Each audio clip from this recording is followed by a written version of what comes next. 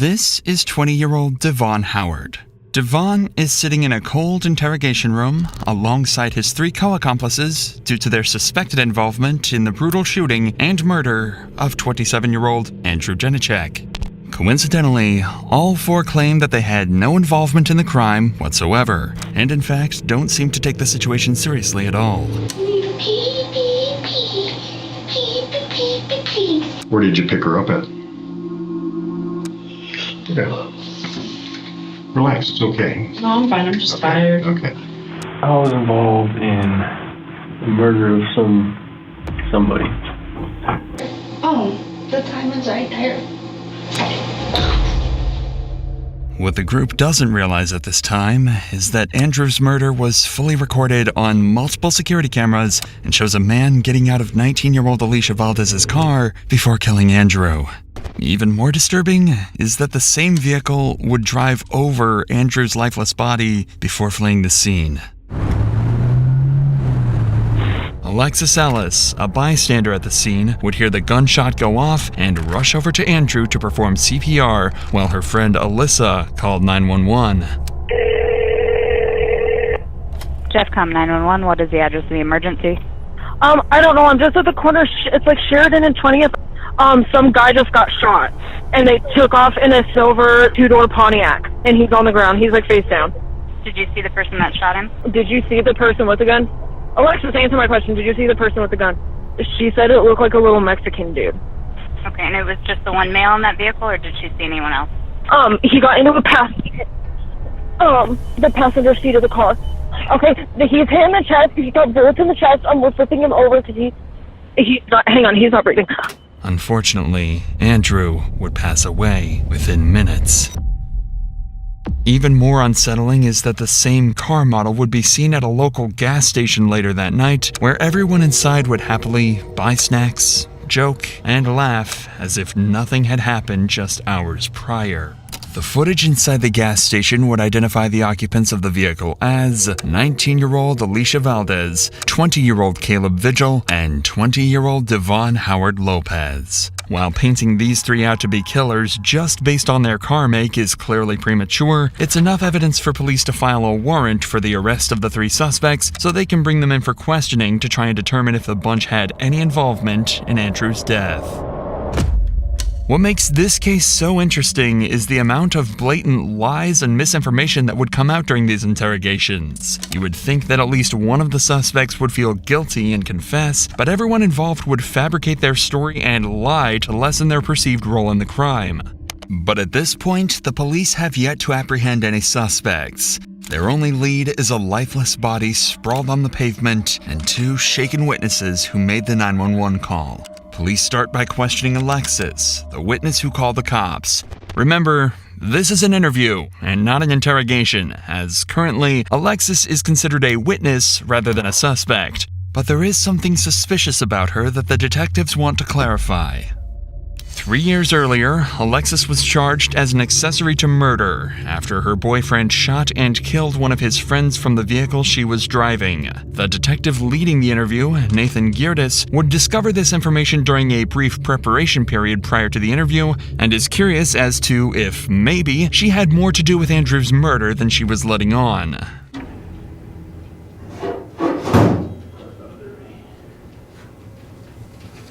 We pulled up, we parked in the back parking lot. My friend got out to go into the dispensary. Sitting on my phone, playing on Facebook, heard the shot, thought it was a firework for a second. So I looked up and saw the victim face down on the floor. And the shooter, there was a silver Pontiac in front of the victim. And the shooter was in front of the car, still kind of standing by the victim's body with the gun pointed at him. And then got back into the Pontiac on the passenger side. They hesitated for a minute on which way they're going to pull off. Looked like they were trying not to hit him. They kind of looked around the parking lot to see if anyone saw it. I was kind of trying to duck as much as possible. I got out of the car. Once I saw that they were gone, ran up to him. I said, "Are you hit?" He said, "Yes, please help me." Called 911, let him know there was an ambulance on the way. Sounded like he was kind of crying. He wasn't saying anything else. After 2 minutes, the crying stopped. So went to check for a pulse. There was no pulse. Big neck. Big night. You alright? Yeah. Take note of Alexis's posture when discussing the shooting. She's leaned in towards the officer and seems comfortable, showing little signs of resistance. This language presents truthfulness on her behalf, so it's unlikely she feels any guilt, which likely means that her recollection of events is indeed accurate to what she believed happened. So you hear nothing. The first thing that catches your attention is a shot. Okay? Are you familiar with guns? That's what I'm on probation for. How so? I was dating a guy for 3 weeks. He asked for a ride and shot and killed somebody at the King Soopers on Sheridan Hampton in 2015. So you heard a gun go off. Yeah, he was 5 feet in front of me on that one too. Got some tremendous luck. Yeah. Did you get charged? Yeah. Accessory to a crime, F4. How does this make you feel? I don't know. I mean, it was hard. I was glad I was able to react like that because I didn't react like that with my case. At the same time, I'm my PO and everybody's probably gonna chew my ass for it, but he didn't die alone. He knew somebody was there trying to help. Just being around it and being around the situation. Is it your fault? No. But there's... Did you know this was gonna go down? No. This interview clearly showcased the responses suspects make when dealing with discomfort. We could physically see her subtle movement patterns and how they coincided with certain emotions Alexis was feeling. Her body language makes sense. She felt uncomfortable while discussing her own criminal history, which is completely reasonable. However, when discussing a crime she had no part in, her demeanor changed significantly, with an open posture and willingness to answer every question. And with this, we should be now more prepared to analyze the interrogation of a less innocent suspect later on in this video. Following this interview, police would continue their hunt to find the whereabouts of the 3 inside the suspected vehicle, and it wouldn't take them long at all. Just a few hours later, at 4 a.m., an officer spotted a vehicle closely resembling the one described by Alexis driving recklessly and pulled it over. It quickly became clear that this was no ordinary traffic stop.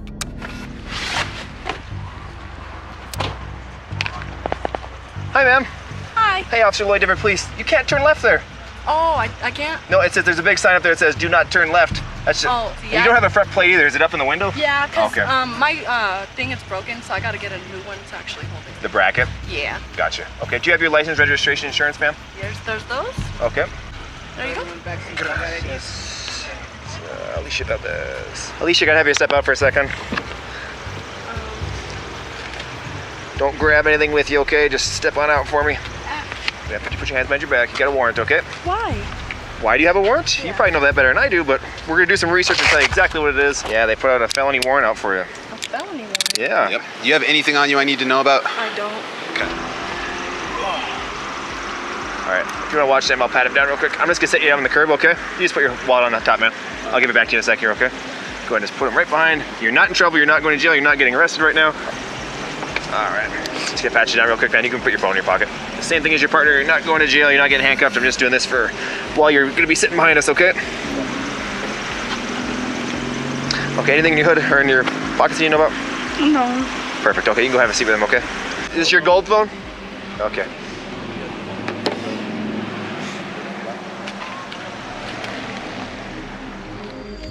At this very moment, the officer would discover a pistol inside the vehicle. Caleb had just stated there were no guns inside the vehicle just minutes earlier, so the officer quickly places Caleb under arrest so they can safely investigate this increasingly tense situation. Stand up, man. Stand up. Sheriff's behind your back. You're not gonna tell me there's a gun in the seat next to you? What? You weren't gonna tell me that you're gonna try to leave a gun on the seat when you left? That'd be nice to know, wouldn't it? Oh, and a pocket full of bullets. How about this? I'm about to get out of the car. Officer, I have a gun on me. Right? What's that? One more person? They're all hooked. Did you let them know that this is in the car? What is it? SCCY 9mm. All 4 would be arrested following the discovery of Caleb's pistol. However, throughout the entire process, Alicia, the owner of the car, would stay eerily optimistic, as if she hadn't yet connected the dots that her arrest was related to Andrew's murder. Just stay right there for a second. Yes, sir. Let's have a seat over here on this black chair. If you could possibly find me a restroom, I really appreciate it. Now that the suspects have finally been secured, detectives would begin the process of individually interrogating all 4 suspects, with separate preparation and planning made for each interrogation in attempts to get as many differing stories and general information as possible. They would begin with Alicia Valdez, who was allegedly the driver of the vehicle. They sit her in an open room with a large TV to her left and a digital clock behind. This is drastically different from the cold, empty room seen earlier in this video. This is done purposefully. This room is meant to feel welcoming and open. The table creates a subconscious, comforting barrier between the suspect and the detectives, something that's absent in many more aggressive interrogations. The objective is to get Alicia to feel comfortable and willing to speak to the detectives. Remember, at this point, Alicia knows very little about what evidence the cops have. She has no idea that everything was recorded on CCTV, and they know that her car was there. The plan is to set a trap that prevents Alicia from denying that she was at the scene, so the more willing she is to talk at the beginning, the better. That's why they start the questioning off lightly, but it'll ramp up in no time at all. Yeah, just have a seat right there. Want some water? Oh, thank you. No? Okay. It's over here if you want it. Okay, thank you. You alright? Cold. Yeah. It was nice earlier. Yeah. The detectives offer her water to immediately try to appear friendly and form a bond. People are much more likely to tell a friend something than they are a stranger, so this is an extremely important step. You'll notice this friendly demeanor slowly fades and changes as the interrogation continues. And where do you live at? Right now, kind of a bit of everywhere. Okay. Where have you? In my car. In your car? Okay. Keep this fact in mind for later on in the interrogation, as the detectives will use it to prove she was at the scene later on. We're in the car with you today. It's your car, right? Mm-hmm. How long have you owned that car? I've had that car for, I believe, about 6 months. So 6 months about? Mm-hmm. You've owned it? Where did you get it? I bought it from a public auction down in Colorado Springs. Okay. Okay, so you have keys to the car. Mm-hmm. Have you given your keys to anybody else? No, the only ones that were there are the ones that were in the car. Okay, so when you bought the car, there was one set of keys? Mm-hmm. And then I had another maid, but they're together. They're on the same. Okay. This is a simple question, and it should have a definitive answer. Based on what she's just said, the fact that the only 2 keys are in her possession, there's no reason for her to be unsure who has access to the car. She's deflecting. So you say you've been kind of homeless here recently? Mm-hmm. Okay, living out of that car? Yeah. Yeah. Where else have you been staying? Sometimes with gentlemen in the green out there. Caleb? Mm-hmm. Okay, well, we'll talk about who else was in the car with you tonight? My boyfriend and another young woman I don't know. Who's your boyfriend? Devon's. Where'd you meet him? Mutual friends. Okay.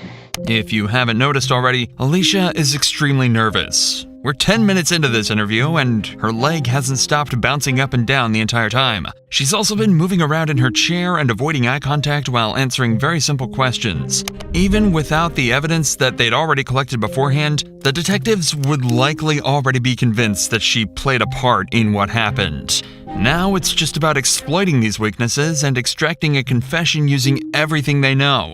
And the process starts by establishing a timeline.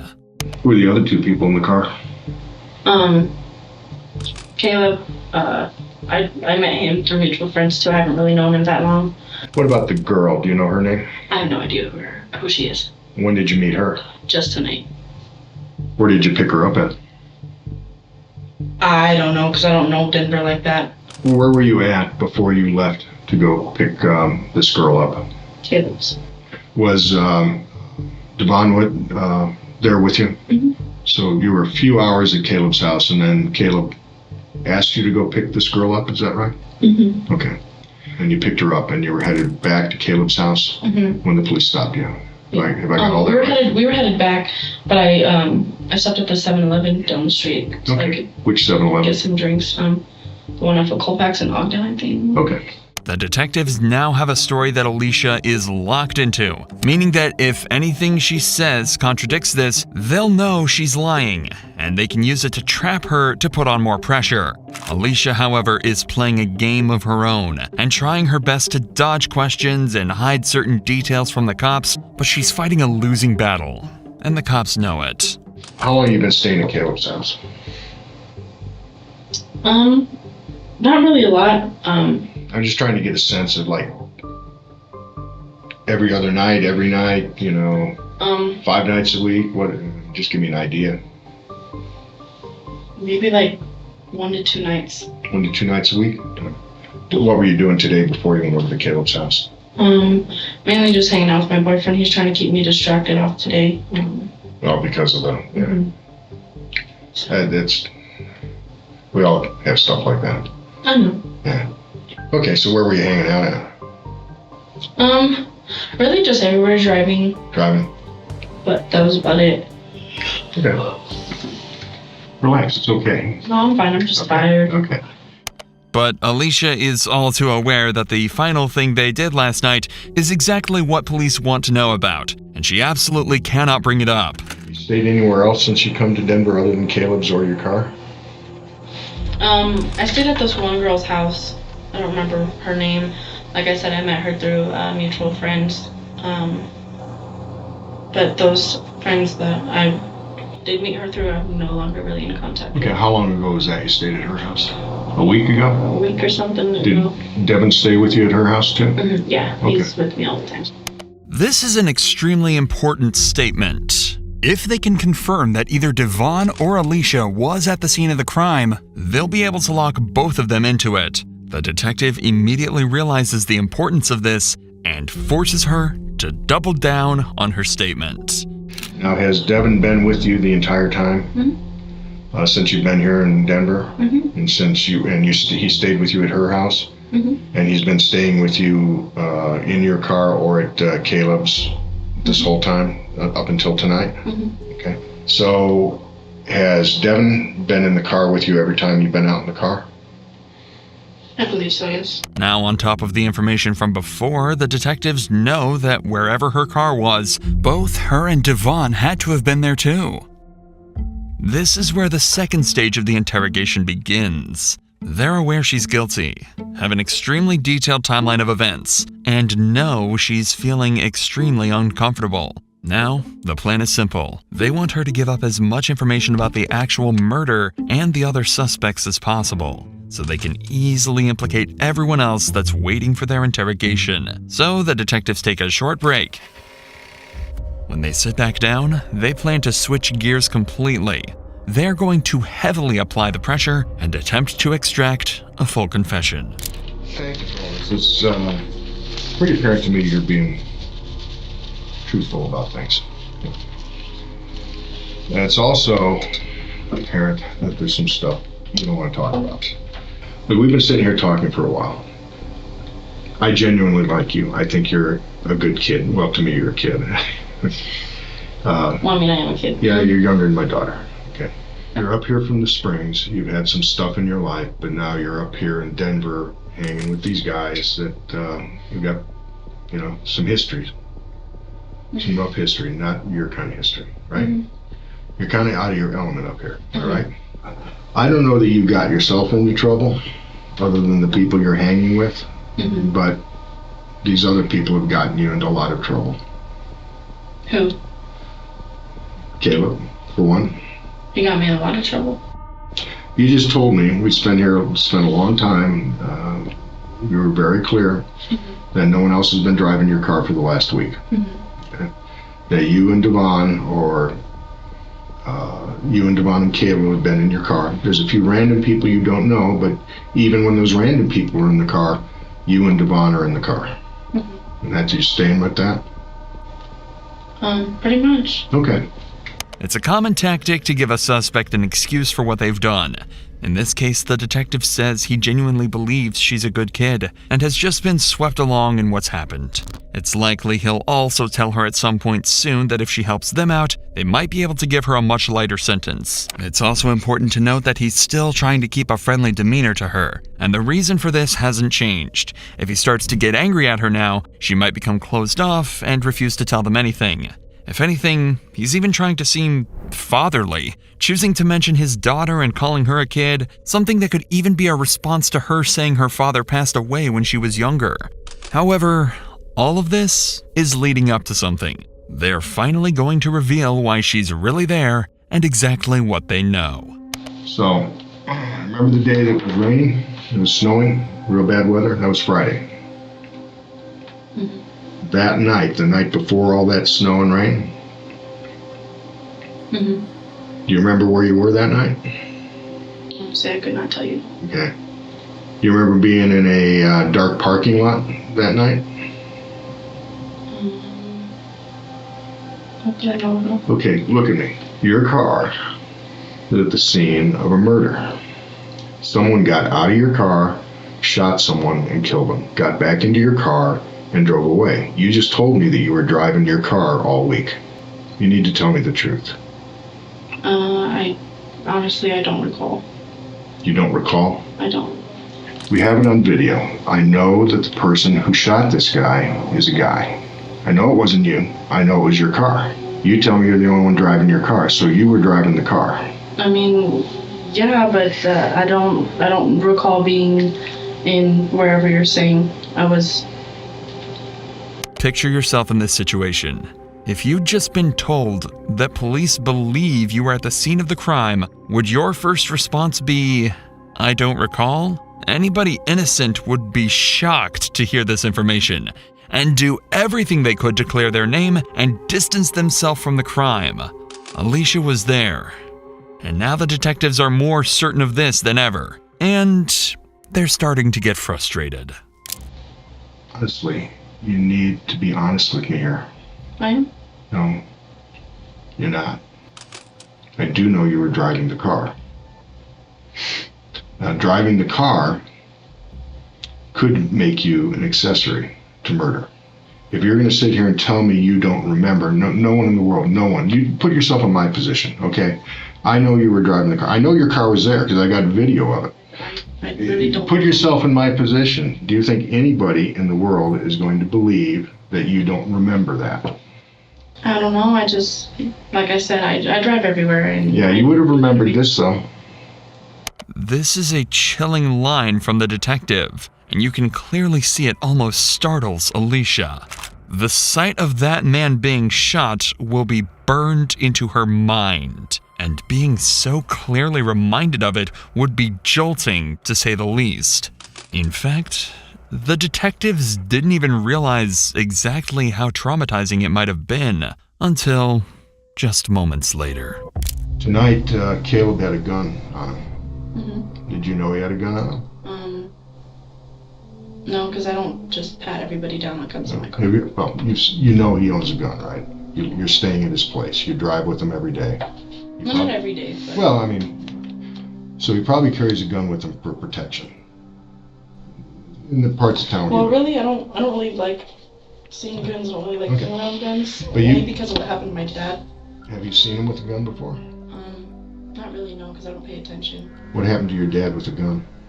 He was murdered. He was murdered? Yeah. Okay. With a gun. So this was probably pretty traumatic for you, seeing someone murdered with a gun. I did not see anybody being Happened right in front of your car. Like I said, I don't recall. Notice how quickly the detective hones in on her father's murder and how similar that may have been to this incident. He's looking for any opening to make her feel uncomfortable and guilty. And as horrible as it may sound, this is about as good as you can get. So the detectives take one last break to think about their final move and come back with the last and possibly most damning piece of evidence of all.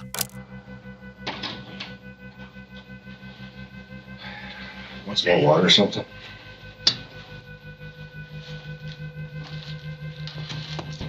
You've been on the other side of this, haven't you? With your dad. You've been on the other side of this whole thing, haven't you? What does that mean? I mean, you got a family member murdered. So you've seen the other side of this. Well, not really. Not really. They let the man that did it go away. They did. How'd that feel? Mm-hmm. Did they catch him and not? And they let him go? I mean, the way I see it, it's life's go ahead and live it. No, that's not all right. You don't believe that. When you got stopped tonight, there was a gun in your car. Mm-hmm. Okay, did you see the gun that they took out of your car? I didn't see it, no. You didn't see it, but they took the gun out of your car. Okay, that was the gun that was used to murder this man. And prove that too. That's an easy one. The gun that was in your car. You sure it was? Oh, I'm sure it was. Yes, I can prove that. That's easy. Mm-hmm. The bullet that we dug out of this man's chest at the autopsy came from that gun that just came out of your car. That's a fact too. Your car was in the parking lot where he was shot. You tell me, how did the gun that murdered a man get into your car?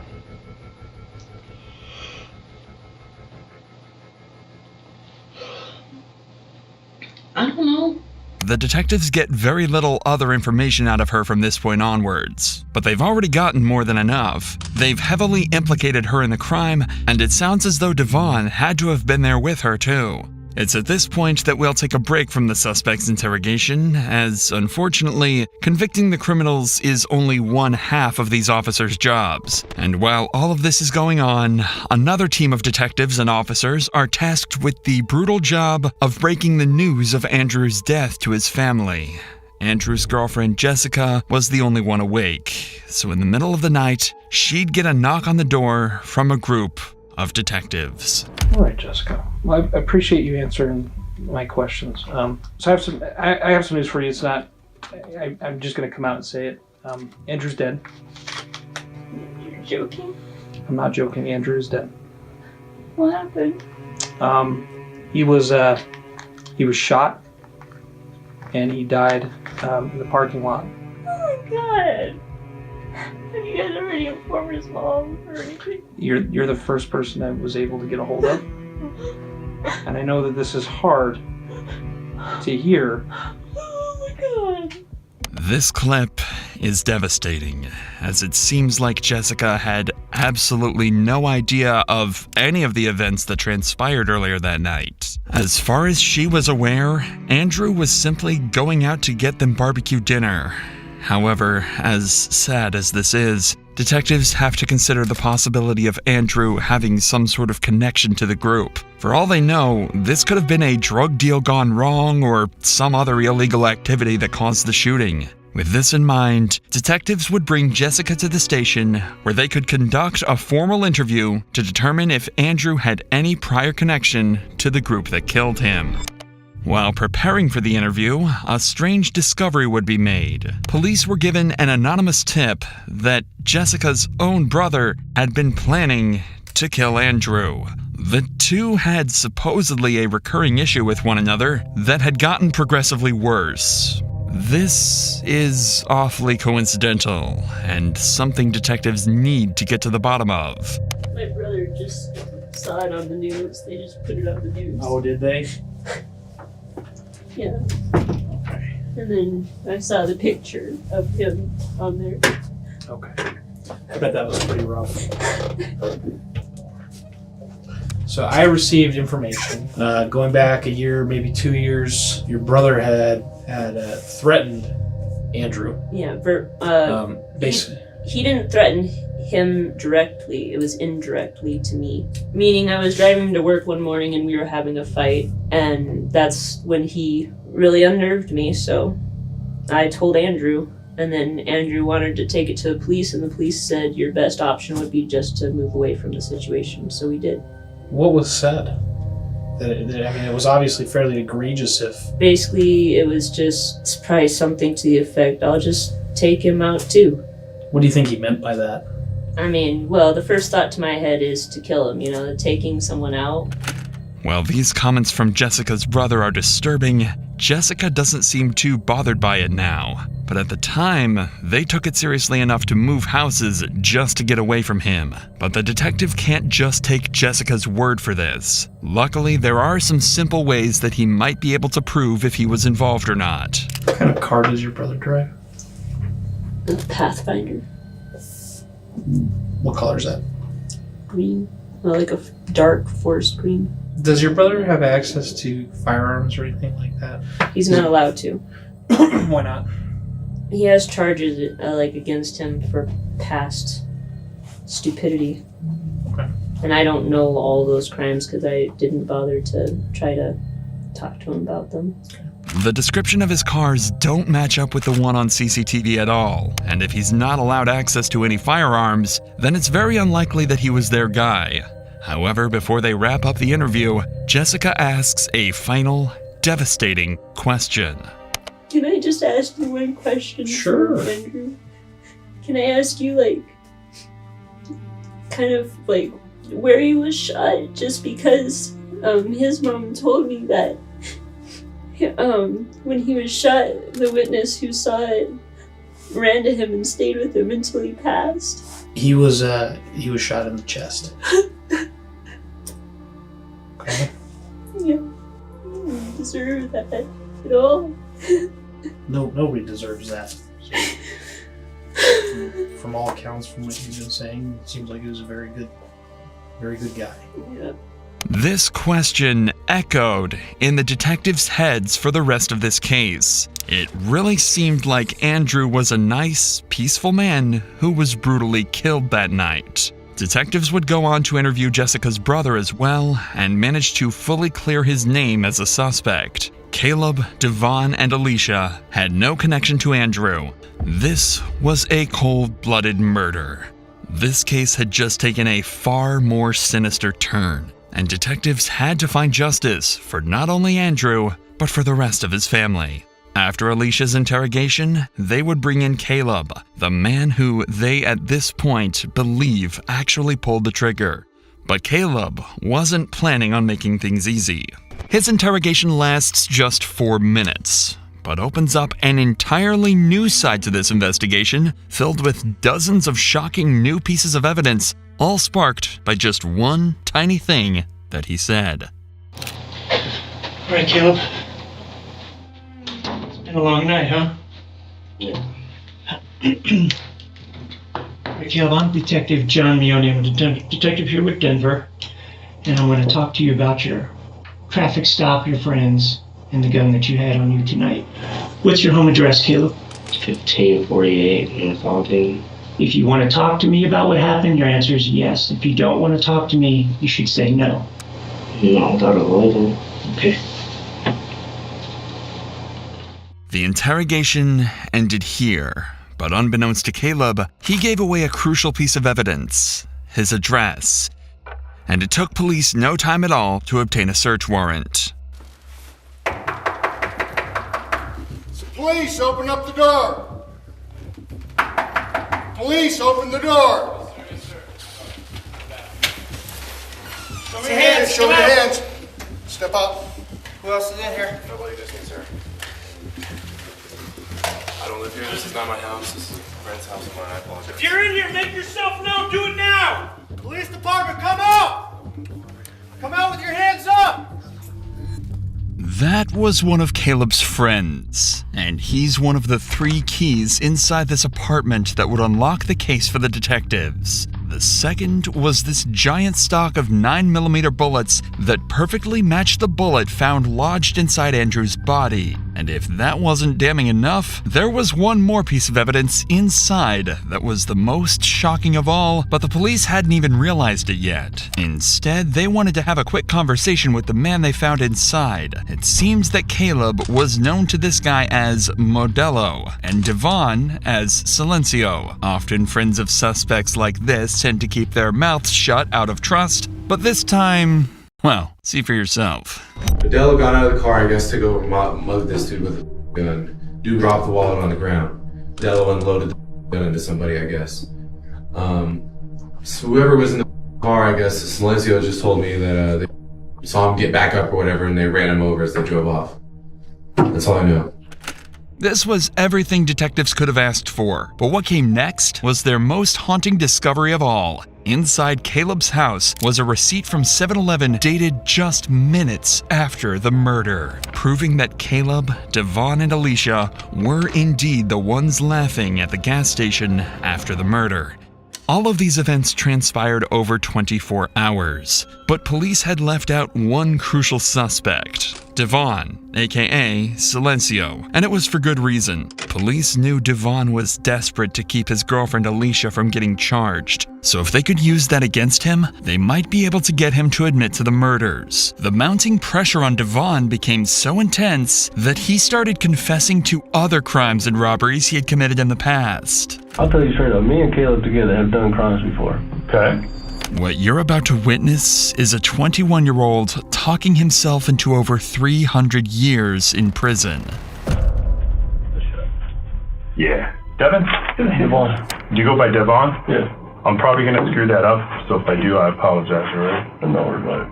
So, Devon, like I said, my name is Mark Spurgeon. I'm an investigator with the Jefferson County District Attorney's Office. You know Nate, right? You know we're both cops? Yep. Okay. It's been my understanding that when they made contact with you this afternoon, that you were willing to talk to us again. Is that true? To an extent, yeah. Okay. To an extent? Okay. I just like to start and make sure you understand your rights, because one of the things I don't want to do in this room is violate your rights. You have these rights, and I think they're important to you. So, you know where you're at? Yeah. All right. Well, kinda. All right. I know this sounds stupid, but I want to make sure that you understand what we're doing. Where you at? Some police station. Okay. All right. What state are you in? Colorado. Who's the president? Trump.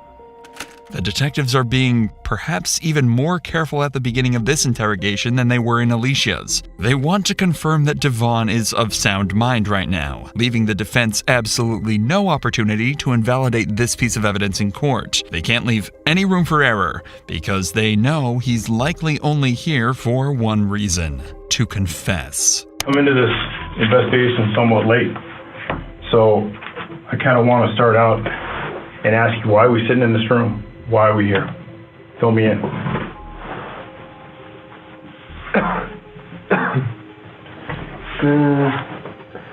I was involved in the murder of somebody. Okay. That's all. That's why? So tell me about it. Because there's a reason that you want to talk about it, right? I just want to get my girl out of trouble because she had nothing to do with it. All right. Like I said, I come in late to this. Yeah. Who's your girl? Alicia Valdez.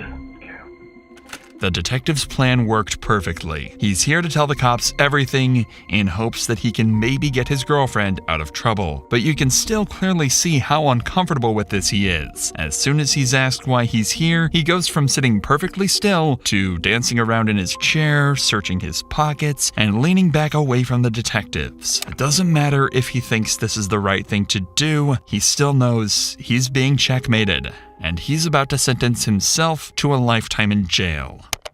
You want to get her out of trouble? Yeah. All right. She had nothing to do with it. She's not a criminal. She ain't even been to jail before till now. Okay. Was she there? Yeah, she didn't know anything was going to happen, though. She didn't have any hand in it at all. Okay. I was driving, and, you know, you can feel the rest. I'm sure you already have. Like I said, I'm coming into this new. I learned about this literally this morning. Mm-hmm. They asked me to come in and kind of assist, so that's what I'm doing. Do me a favor, walk me through. Because if you want to get her out of the situation she's in, I understand, I respect that. But I need to know what happened, so walk me through it. We were driving around, honestly, for nights, having fun. Drive around having fun? Yeah. We like to drive. It's fun. We listen to music. Then we had to pull into this parking lot. And then from there, I don't really feel like I need to speak on it. Why not? Because you guys already have pretty much everything figured out. You guys know she did not pull the trigger. Okay. That's what matters. I'm just here to get her out of trouble. I'm not here to get anyone else in trouble, except for myself, obviously. Right. All I can tell you is no one knew that the shooting was going to happen. It was not planned. So it wasn't planned? Hell no, it wasn't planned. Who plans on driving to a parking lot shooting some random white guy? Were you planning on robbing him? Like I said, I wasn't planning on doing it. Was Caleb planning on robbing him? Like I said, I'm not going to speak on that. This is one of the detectives' leading theories about what happened. They don't necessarily believe that they planned on murdering Andrew. They think that this was more likely a robbery gone wrong. They intended to just steal Andrew's money, but ended up freaking out, shooting him, and running him over to ensure he couldn't turn them into the cops. What makes you guys go at this kid? Who? The victim, the kid that died. No, he's not a kid, he's 27. But right. He is to me. True. Well, like I said, I don't know, I wasn't planning on anything happening to him. I didn't know what was going to happen to this guy. Okay. So when something went off, I drove off. Okay. What happens? We need to know what happens. Well, everyone knows he got shot. Yeah, I know that. But I'm trying to figure out who shot him, and I need somebody to tell me that. Well, I'm not going to tell you anything because I'm sure you guys already know. And okay. If you guys can't figure that out, then there's some issues. Because well, let me ask you this. When I'm trying to... She didn't shoot. You know, she didn't pull the trigger. I told you I was driving. Right. I mean, can put the rest together. It's not up to me. But I guess I'm trying to understand is why. I'm trying to understand the motive. I don't know. I told you. None of us knew that happened. I'm sitting in the damn car. Mm-hmm. So I obviously don't know anything's going to happen. You drive him there. You put him in that lot. Unfortunately, that's how it looks. That is how it happened. Yeah. It's just nothing. I'm telling you, nothing was planned. Let me ask you this. Were you just thinking of, was Caleb, or do you even know, was Caleb trying just to rip off, get some money? And it's bad? We're not perfect. I've done this before.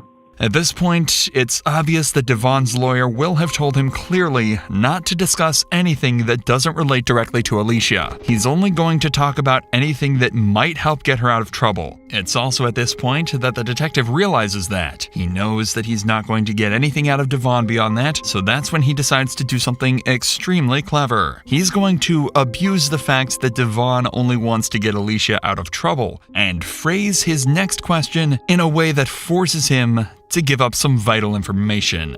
I'm not going to speak on anything else besides me and Alicia. Well, let me ask you this. Did you guys talk about it? What do you mean? Did you guys talk about it? Did you and Caleb say, hey, this is what we're thinking about? Because I'm trying to figure out, is she the one planning this? Alicia had nothing to do with any of this. So help me understand that. I'll tell you straight up, me and Caleb together have done crimes before. Okay. I'm worried about this one. This one right here?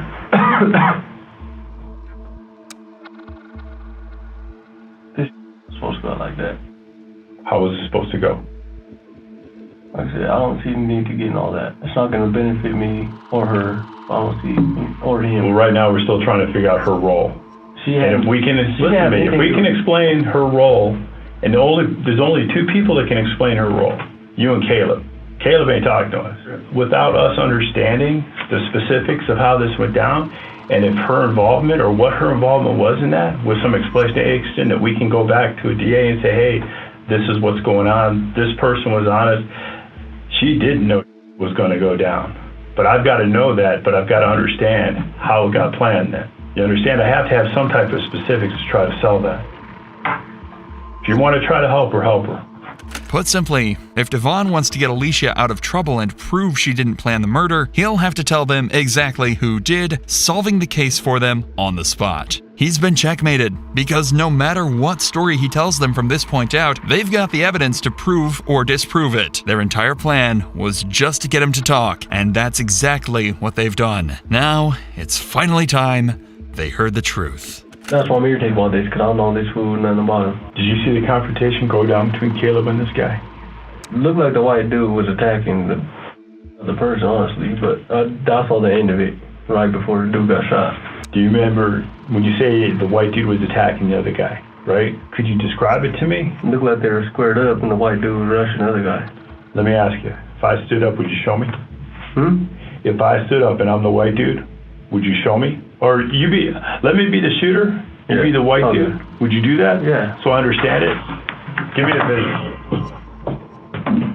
So if you're the other dude, the white dude, So I'm the other guy, right? The white dude's kind of bent like this, and he looked like he was squared up. Started running toward him. Okay, what's this guy doing?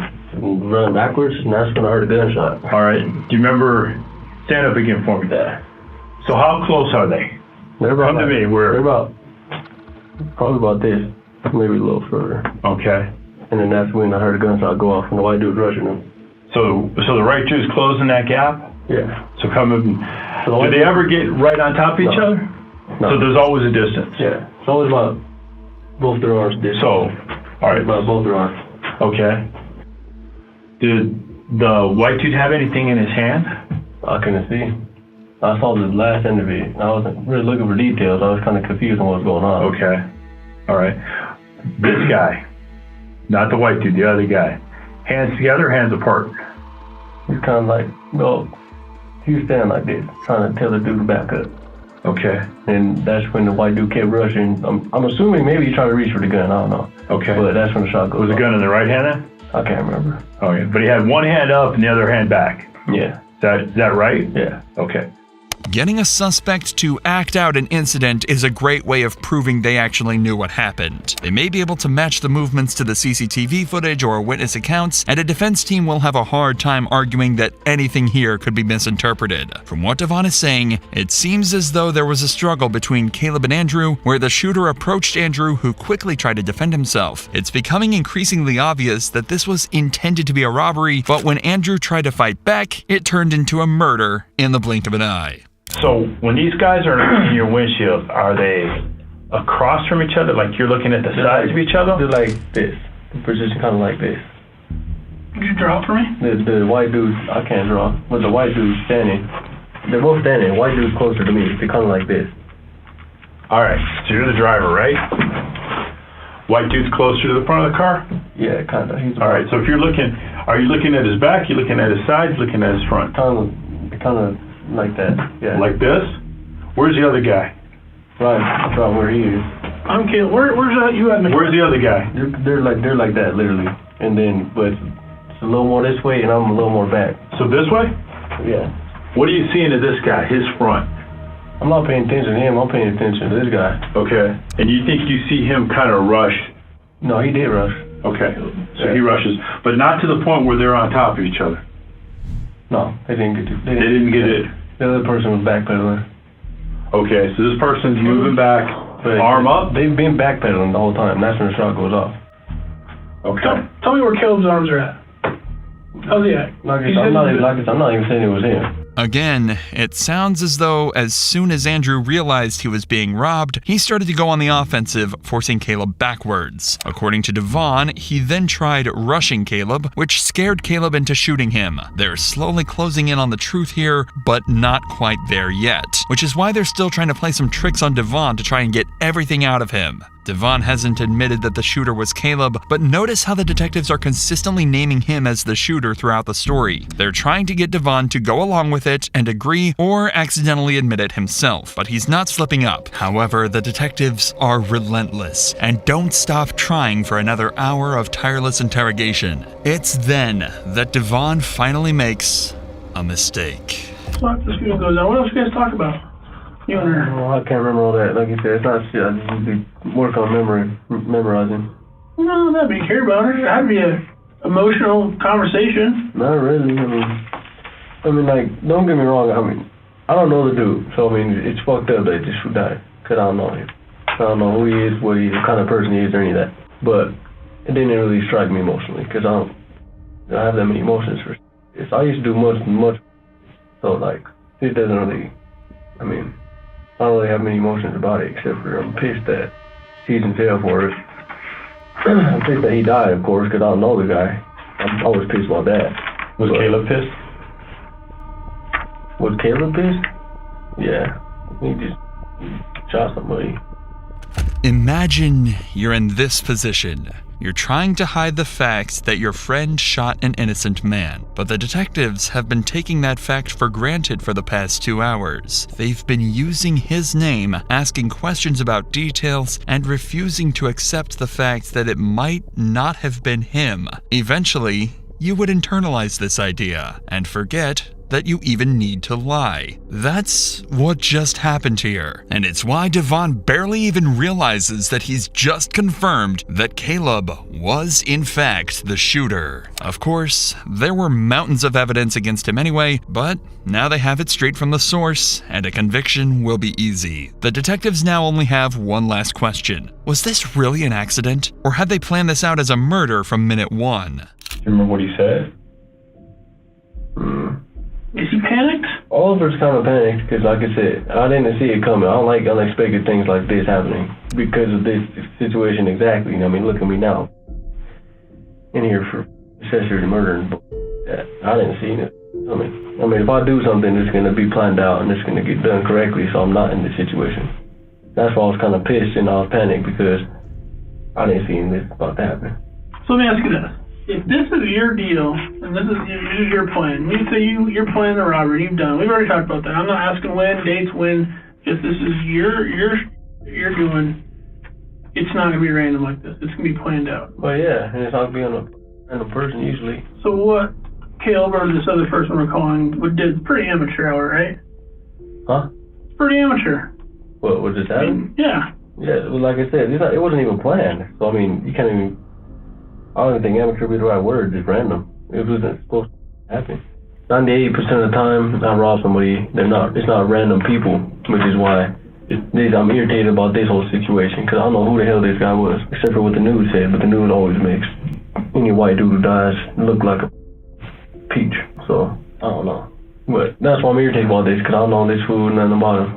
Devon's main point ended up being that if he had planned the murder, then they simply wouldn't have caught him. So it had to have been a spur-of-the-moment decision. But the detectives didn't buy it. And in fact, this approach actually made things exponentially worse for Devon. The interrogation ended shortly after, but the detectives decided to do some further research into these other robberies. They ended up connecting him and Caleb to multiple other serious incidents, including the robbery of a cell phone store the very next day, and an incident where they fired shots into a pregnant woman's home. It was clear that they had been planning multiple robberies and were using Caleb's gun as a method of intimidation to make money. As you could imagine, this didn't look good in court for any of them. Devon received the highest sentence. He was found guilty on 18 counts, including first-degree murder, attempted murder, aggravated robbery, and aggravated intimidation of a witness. He was sentenced to life in prison plus 279 years. Caleb also received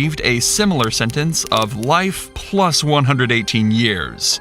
The fourth passenger in the car, Eternity Lopez, was also interrogated, but was found to be completely uninvolved. She was picked up after the murder, so it seems like she was in the wrong place at the wrong time.